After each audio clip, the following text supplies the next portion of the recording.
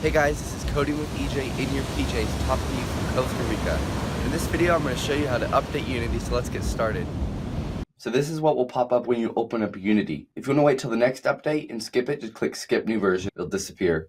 If you want to download it, you can either click Download New Version right here in the window, or go to Help and then click Check for Updates. This is the web page it'll take you to when you click Check for Updates.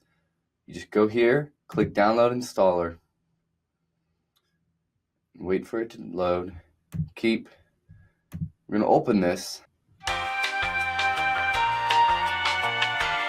Now let's just follow the steps. So, next, accept the terms, decide what you wanted to download. The cool thing is, once we download this, it'll replace the old version of Unity, so you don't have to worry about uninstalling the older version of Unity and installing the new one. All you have to do is just install the new one and it'll replace it. Press next. Now it's installing. I don't need to install mine now, so I'm just going to press cancel. Okay guys, I hope you enjoyed this video. Please subscribe for more videos and like that video.